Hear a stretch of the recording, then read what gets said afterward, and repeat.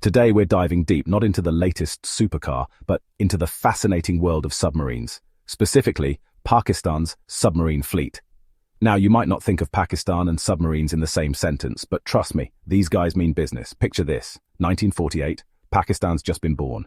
The Navy's still finding its sea legs, mostly helping with humanitarian stuff. Important work, but not exactly thrilling. But then someone had a brainwave. Submarines.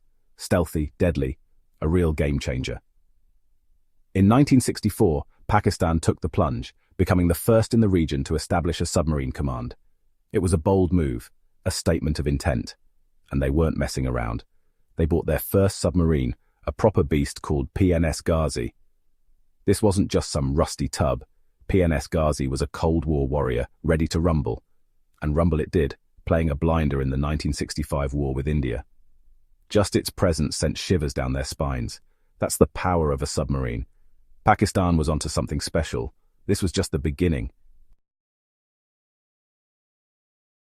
Right, now that we're all up to speed on Pakistan's submarine obsession, let's talk hardware. Because after PNS Ghazi, they went on a bit of a shopping spree. First up, the Daphne-class submarines. 3 beauties from France, sleek, sophisticated, and packing a punch.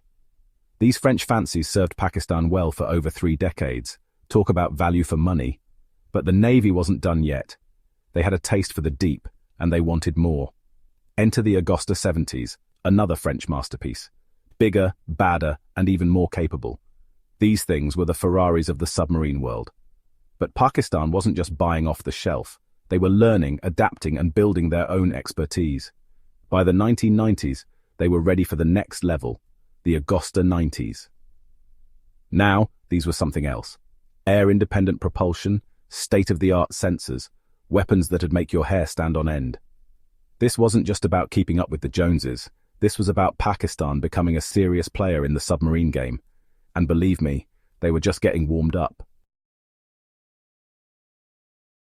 Now, you might be thinking, that's all very well, Clarkson, but what about some action? Well, buckle up, because Pakistan's submarines have seen their fair share of excitement.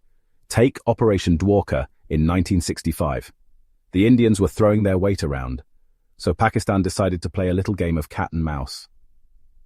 PNS Ghazi slipped beneath the waves, a silent predator stalking its prey. Its mission to draw the Indian Navy away from the main fight. And boy did it work.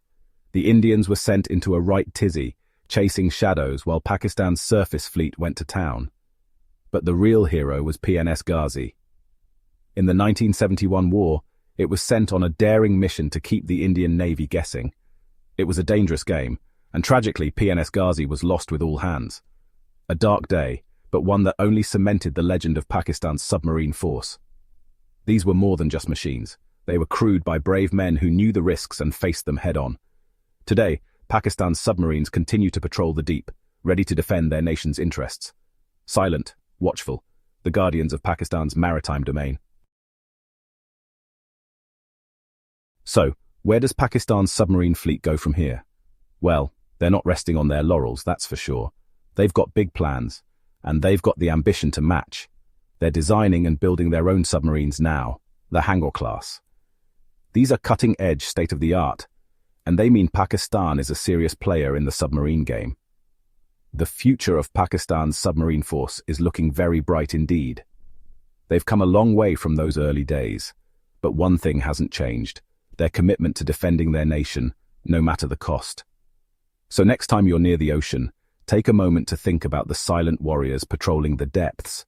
They may be unseen, unheard, but they are always there, guarding, protecting, the true embodiment of Pakistan's maritime might.